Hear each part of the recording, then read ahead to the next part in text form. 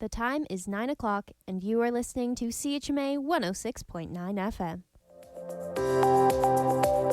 And now it's time for your CHMA News. We're broadcasting from Sackville, New Brunswick, the heart of the Maritimes and the traditional and unceded lands of the Mi'kmaq people. Coming up in the next 15 minutes, we'll have your local news, Atlantic update, weather, sports update, and some community announcements. I'm Mike Robar, and this is your local CHMA News. After years of limbo, the Vogue Cinema is finally getting a new lease on life, as another Sackville staple, Ducky's Pub, is set to waddle across the street and move in. While renovations on the old Vogue haven't begun, Ducky's owners Sarah and Luc Poirier have already developed a floor plan, and they even have a tentative move-in date, January 1st of next year, says Luc. We're talking about a major party here on New Year's Eve, closed on January 1st, where we do a whole lot of walking back and forth across the street, and then a huge opening day on January 2nd, just in time for the students to return for the first big weekend of the school year. Of course, the pair know renovating a 200-year-old building likely means some hiccups, which could delay that date. But for now, that's the plan they developed with building owners John Ernst and Tyler Gay, who also own the Vogue.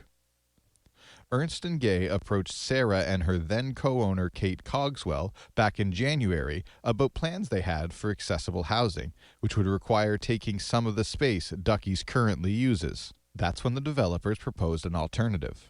A move into the Vogue, says Sarah. And I thought, at the time, it was very exciting, and still is. But then in the middle time, I got thinking about it. I was like, that's like double the square feet. And how are we going to fill that space? And what are we going to do with that space? And oh my goodness. Though details are still up in the air, the couple are focused on ensuring the new space meets a few specific goals they have in mind. Top of that list is accessibility, says Sarah.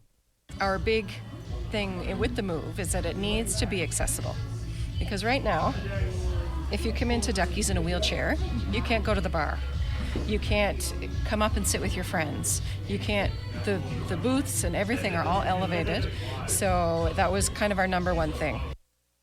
They also intend to continue the work of turning Ducky's into more than just a bar. When Sarah bought the pub with Cogswell in February 2024, they wanted Ducky's to become a community space, something Sarah feels has slowly but surely been happening. They recently started hosting open mics and trivia, and in the past have hosted everything from birthdays to funerals. Beyond those goals, they also aim to provide a new venue for live music, while incorporating some of the Vogue's history, says Luc. With luck, we'll be able to rebuild a stage at the Vogue that feels like the Vogue, but can suit a 7 or 8 piece band and still provide a big time show on a little bit more regular basis than just what we're seeing at Sappy Fest. And though it will certainly be a big change for them, the Poiriers also recognize the effect it will have on Sackville's downtown, says Luc. While it is a staple for town, change has been part of Ducky's DNA since the go. And we've given a lot of thought. One of the things that makes this space work is the atmosphere and the feel. And that's one of the things that we're taking with us into the new space. There will be an aspect of it that feels like the Vogue, feels like the theater, but there's also going to be a part of it that feels like Ducky's. In the meantime, Sarah and Luc will continue planning the expansion. While they've enlisted their staff for ideas, some of which include pay-per-view UFC matches, poker tournaments, and drag story time, they are also open to any and all ideas from the public for how the space can be developed, as well as what sorts of events people would like to see.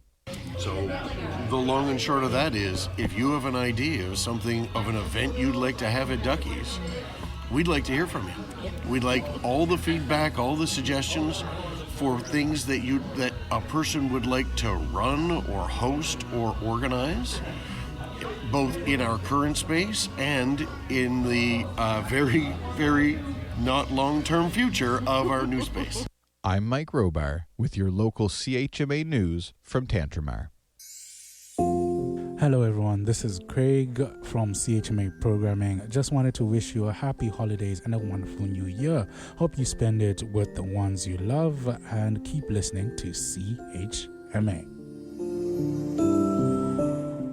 And here is your CHMA Atlantic update for Tuesday, February the 17th.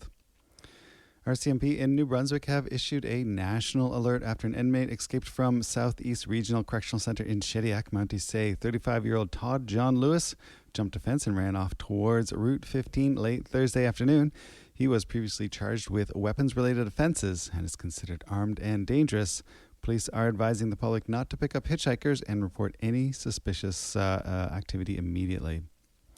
And police in Halifax say they are concerned that a man recently convicted of sexual assault in Nova Scotia may be responsible for other sex crimes. Halifax Regional Police say the RCMP in Western Nova Scotia received a complaint from a woman in October 2022 alleging she had been sexually assaulted in Halifax and Yarmouth areas in 2010. A police investigation led to the arrest of 60-year-old Bruce Douglas Hatfield, who was found guilty of sexual assault and sexual interference in December of 2025. During his trial, witness testimony suggests that Hatfield had made trips between Yarmouth and Halifax with other young women, prompting police concerns there may be victims who had yet to come forward. Police did not release any details as to why they think Hatfield may have other victims. And the Supreme Court of Canada has ruled the pandemic-era travel restrictions in Newfoundland and Labrador were reasonably justified. The government's response to the outbreak included a temporary order to restrict entry to the province by most non-residents. The court said in a decision Friday that the policy did violate mobility rights but was justified under a section of the Canadian Charter of Rights and Freedoms. The case was launched by a Nova Scotia woman who could not attend her mother's funeral and claimed the ban was unconstitutional. And the largest union in Nova Scotia government is speaking out about the province's plan to end remote work this April. The union says the change will impact between 2,500 and 3,000 employees, with half in the Halifax area. It says many union members have had flexible arrangements since the pandemic in 2020 and have built their lives around them. The union says the move will worsen traffic in downtown Halifax, and it's concerned the government doesn't have enough space to accommodate all its workers. And Nova Scotia's official opposition leader is taking aim at the PC government's $1.4 billion deficit to say she's driven in part by spending happening behind closed doors. Claudia Chandler says it's irresponsible that government has been spending about $1 billion a year over its budget, outlays that are not authorized by a majority vote in the legislature. She says that it needs to be clear with Nova Scotians about where money is going as the deficit balloons. The province is set to release the next budget during the sitting of the legislature that begins on February the 23rd. And finally, the New Brunswick government has released a strategy to develop a more modern digital health system. The work will include implementing a new electronic medical record system for doctors. The government is adding $1.75 million to the budget of a tentative new physician service agreement to pay for the work. Premier Susan Holt says the strategy will give doctors the tools they need to spend the tools that they need to spend more time with patients. And that is your CHMA Atlantic update for Tuesday, February 17th. Hi, my name is Rennie, and you're listening to CHMA 106.9 FM in Sackville, New Brunswick, the voice of the Marshes. And here is your weather update for Tuesday. Today we have a mix of sun and cloud. Clearing near noon, wind up to 15 kilometers an hour. High is -1. Wind chilled -12 in the morning, -3 in the afternoon. Increased cloudiness tonight. Periods of light snow beginning after midnight, around 2 centimeters. Wind up to 15 kilometers per hour. Low of -8. Wind chilled -13 in the evening. For Wednesday, flurries with a high of +4. Clear on Wednesday night with a low of -11. Cloudy with a 30% chance of flurries on Thursday the 19th with a high of 0. Cloudy with a low of -7 on Thursday night. Cloudy with a high of -2 on Friday the 20th of February. Cloudy periods with a low of -11 on Friday night. Cloudy with a high of -6 on Saturday the 21st of February. And cloudy with a 60% chance of flurries and a low of -10 on Saturday night. Finally, a mix of sun and cloud coming down on Sunday, February the 26th, with possibly a 60% chance of flurries, high of -4. That's your CHMA weather update. Let's Hey, get this into is some sports. Ashna and I'm from Mumbai, India, and you're listening to CHMA. And here's Brian Nielsen with your CHMA sports update. Yesterday in Milan, Cortina, Winter Olympics, the Canadians, led by the return of their captain, Marie-Philippe Poulin, defeat Switzerland in a 2-1 nail-biter to advance in women's hockey to the final on Thursday, 2 o'clock. In the afternoon, we'll go live against the undefeated United States squad that has been particularly dominant, outscoring their opponents through the tournament thus far, 21-5. Canada's medal count now stands at 11 at the 2026 Winter Games after a gold for Megan Oldham in the free ski big air and a silver again for Courtney Suro in speed skating yesterday. And today there is a good chance of adding to that medal haul with defending champion women's team pursuit trio of Avani Bloden, Valerie Maltese, and Isabel Weideman. If you are more interested in checking out some sports this side of the Atlantic, come on over to the Alumni Gym today, 4 p.m. We've got women's basketball tipping off against the University of King's College Blue Devils, and then that's going to be followed up by a game of the men's at 6 p.m. also at the Alumni Gym here on the campus of Mount Allison University. And that's Brian Nielsen with your CHMA Sports Update. Please be sure to check out Brian's show on Mondays at 8:30 a.m. for more sports commentary. All right, well, let's get into some community updates. Not too much more going on since yesterday was a holiday. Hope you enjoyed Family Day, but we do have a mid and late February picks for Tantramar from Twee Lee, our community media intern, and let's take a quick look. But first, we're just going to pop over to Tantramar, see if there's any social media updates, and there are not just yet, but just a quick one. The municipality of Tantramar is seeking a crosswalk guard to help keep pedestrians, especially children, safe at local crossings. If you're attentive, responsible, and committed to community safety, they encourage you to apply, and we encourage you to apply. And you can do that by going to tantramarnb.com and looking under employment opportunities. There you go. And congratulations to Kathy Andrews, who's been named 2026 recipient of the Crown of Winterfest. Kathy was nominated by Edna McKinnon, who first met her in 1986 while working at Sackville Memorial Hospital. Edna was a nurse, and Kathy worked as a lab technologist, a role she held for 26 years. Congratulations, Kathy, on a well-deserved Crown of Winterfest award. And the municipality has a contest for local businesses. The winner will receive a gift bag worth $200. It's for local businesses and fans of local businesses. Let's see. If your business isn't listed in the tantramarnb.com business directory, then you can add it by February 27th and be entered in the draw. And for individuals, if you visit the directory, take a screenshot of your favorite business and post it in the comments below. And yes, you're allowed to do that with CHMA. We would love that. And you can tag someone you know to spread the word. And on February 27th, they're going to randomly select a winner from the posts. And there's already 31 suggestions in there, or nominations, or whatever you want to call that. So yeah, give a shout out to your favorite local business. I think they mean if it's in the directory. I probably might have just not read that correctly. Let's take a look and see what Twee's got for us. Last night there was a committee of the whole meeting, so you can check that link out on YouTube if you missed it. It was the Tantramar Climate Change Advisory Committee hosting a public information session with MV Power about the proposed gas plant. No, that is, sorry, I just started reading something and I didn't read it before I checked it. So Twee just made a little mistake there. That was from a previous one from January. So there is, as far as I know, right now, the Climate Change Advisory Committee, that was in January. My mistake. Let's see.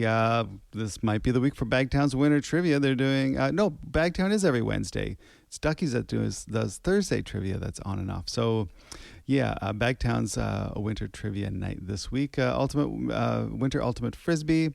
Don McNutt is up at the Owens, and it's kind of slim pickings, I think, because, well, it's the dead of winter, and Mount Allison is on winter break this week. I mean, that's just to say that Mount Allison, but it's also Holiday Monday, so I suspect that we'll get more.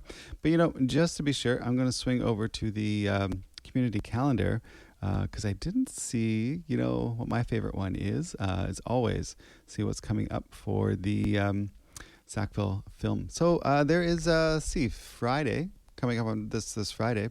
Marshlight Theatre Company is doing Late Company. That's going to be February 27th and 28th, as well as March 1st, 6th, 7th, and 8th. That's going to be directed by Jay Whitehead. You can get more information at marshlight.ca. And, we have not posted the Film Society for this week.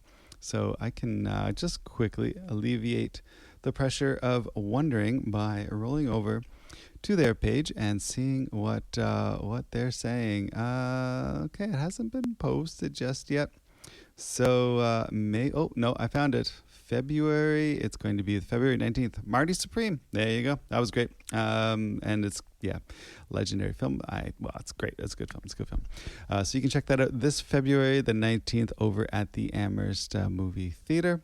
And hope you're feeling informed right now. Got a couple more coming up from the folks here at CHMA, and then we will get the music machine started and get your late morning groove on. Hi, I'm Ellie. And I'm Casey. From Monday Spiritual Care. And you're listening to CHMA 106.9 FM. You're listening to CHMA 106.9 FM, the voice of the marshes. My name's Eric, and today I am interviewing... Hi, everyone. My name is Xana, and I'm the current president of Enactus MTA. And for those of you who don't know what Enactus is, we are a student-led based club here on the campus of Mount Allison University, where we've been doing social justice projects, all led through student entrepreneurs. And my name is Hadia, and I am currently the co-vice president of Enactus and also the period project manager, which is what we're here to talk about today. Awesome. All right. Well, we'll get straight into it. We kind of already did the first one. Who are you guys and what group are you a part of? So we'll go into the next one with what does your group that you're representing do? Okay, so I'll first talk about what the period project is exactly, but Enactus has a few other stuff going on. But the period project here on campus is a student-driven project that aims to mitigate period poverty here on campus.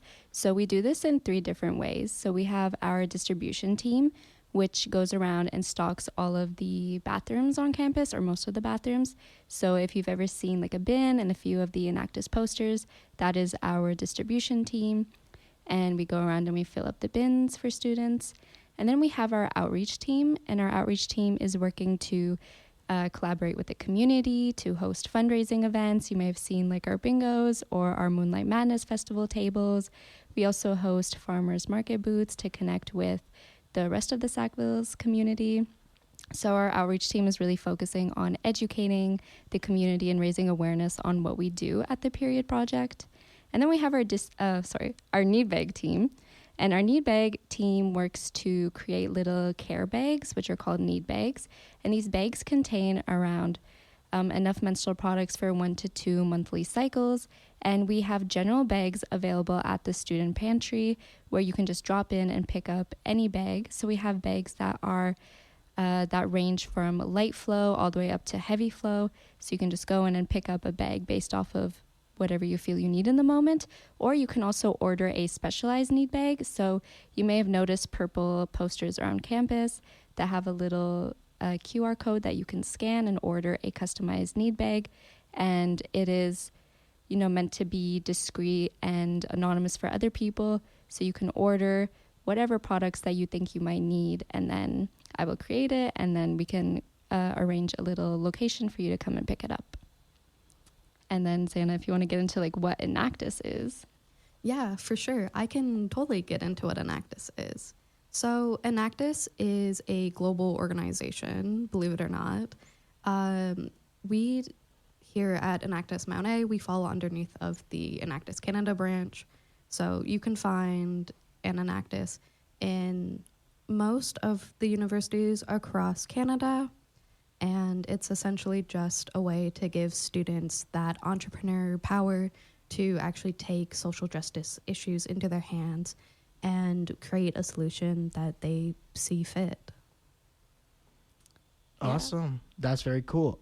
Is the Period Project your only social justice project going on right now, or is there other ones? So currently we have 3 projects. One of them is on a hiatus just due to the lack of operation space that we have. But alongside the Period Project, we are also operating the Grow Project. And through the Grow Project, we are trying to mitigate food insecurity on campus and just mainly helping supply our student pantry with the leafy greens that you don't typically see often in a food bank, especially during these winter months, because it's just, they don't just grow because it's cold. So we typically supply bags of leafy greens to our student food bank. We do this through hydroponic towers, which can be found in the 3rd floor of the Purdy Crawford. They're currently off right now, but that's soon going to change. Awesome. Okay. Well, we'll move on to our next question then is where/when do you guys meet as a group, or like how does that work in that aspect of things? Okay, so usually Enactus will have our general meetings that happen every 2 weeks. So this semester we're meeting on Wednesdays, usually 7 to 8 p.m. in Aberdixon. So you can find all of that information. We will be sending out emails if you're on our email list, but also through social media. It's on Instagram, it's Enactus MTA. I think, yeah. I believe so. Yeah. We also do have a Facebook page for Yes. those of you interested. It Yeah. is also Enactus MTA. Yeah, so that's how we meet. For the Period Project, we will usually get most of our work done at those general meetings, but I do host sometimes like distribution drop-in centers where students who are on the team can come in and pick up more products to distribute. Yeah. Okay, awesome. So other than that, what with the projects and going on campus, how would students, community members, even how would people get involved with Enactus and the Period Project and the Grow Project? Yeah, so like we said, you can always reach out to us via our social medias, but you can also email us. So it's enactus@mta.ca. So you can email us to let us know what project you are interested in specifically, whether it's Grow or Period or both. If you want to like lend a helping hand, we are always looking for help because all of our work is student driven. So that's one major way. If you want to order a need bag, again, you can check the QR codes that are posted around campus. Yeah, you can always send us a DM. You can find us sometimes at the farmers market. So with the Sackville's Farmers Market, we do host a table. So that's for both Period and for Grow. So this is where we collect donations with the community. We sell, for Grow, we sell spices. For Period Project, we're just there to kind of educate the community on what we're doing and why we would need more community donations and help. Yeah. Awesome. And if you're ever interested in doing a collaboration or a type of partnership, we're always looking for more ways to engage with our local community. So just send us an email at enactus@mta.ca if this is of interest to you, or even if you just want to learn more. We're always happy to lend a helping hand and answer any questions that you may have. Yeah, of course. We're super approachable and, we love what we do, so. Yeah, that was very evident because I attended the, it was the bingo? It was the bingo because you guys host some community events for fundraising for both projects, I assume? Yeah, we do for both projects, but the bingo was for the Period Project. Oh, okay. So all of the funds that we collected from that go directly to buying menstrual products. Okay, so you guys do separate fundraising events for each project, or you could do, Enactus could do one, but... Yes. Oh, okay. Yeah. That's kind of neat. Yeah. Yeah, no, I wasn't aware before the interview that Enactus was the big group and then the other projects were underneath it, but that's very, very cool. Yeah. All right. Well, other than that, thank you guys so much for joining me. Yeah, pleasure to have you guys. Thank you guys for listening here at CHMA. Thank you guys for coming in once again. Any last messages? I'm trying to, maybe I can say a little bit more to juice up the period project, but over the last 2 years that we've been operating, we've been able to distribute over 35,000 menstrual products. And again, like all of our work that we do at Enactus is student driven. So that's like a very big accomplishment. And, you know, you might notice empty bins or you might, you know, not know what Enactus is, but that's all the more reason to come in and engage with us and understand that our work is driven by students who want to make a good impact within our community. Awesome. Yeah. Just something to note, like last notes. The Period Project has really only been around for the past 3 or so years. Mm-hmm. So all of what we've been doing is brand new to really all of us. And we've really been grateful for all of the support and our supporters and just our sponsorships that we've been able to achieve. We wouldn't be here today if it wasn't for them and all of their support. So I would like to thank them. Awesome. Well, it's a pleasure to have you guys here at CHMA. We'll let the listeners get back to their regular scheduled 11 o'clock music. Otherwise, thank you guys so much for joining me. Thank you for having us. Thank you for having us. Awesome.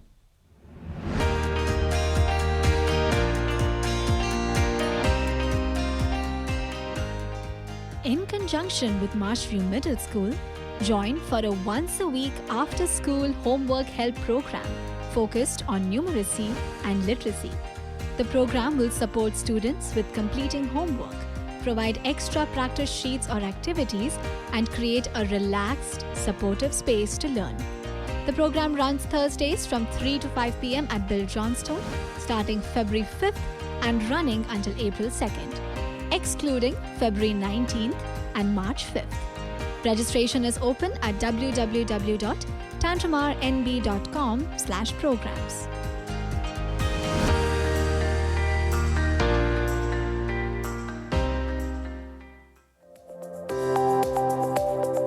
And that was your CHMA news. Please visit www.chmafm.com for more news and to sign up for our email newsletter. Funding is provided by our monthly sustainers, the Community Radio Fund of Canada, and the Municipality of Tantramara's Community Development Grant. If you have a story idea or would like to include an announcement, please write us at news@chmafm.com.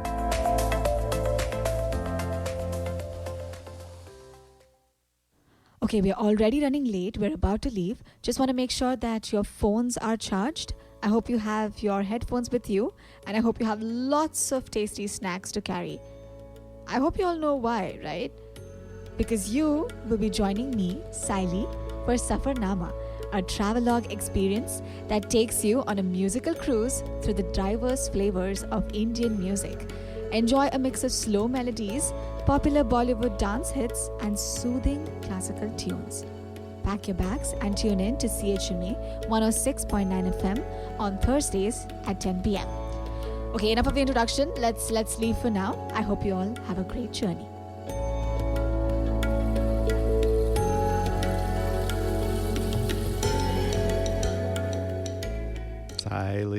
Siley.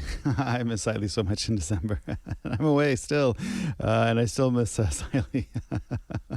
Oh my. Okay, well, Siley will be up at 12, so we'll all be listening to Siley 12, and hope everything is going well over at CHMA Siley, and thanks so much for keeping the ship steering straight. I got some music coming up for you.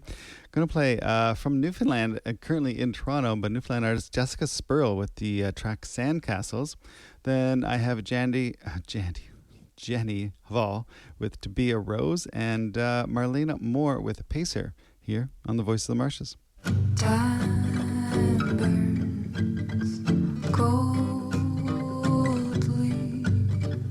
You grow slowly into whoever you are, and we watch from afar as they took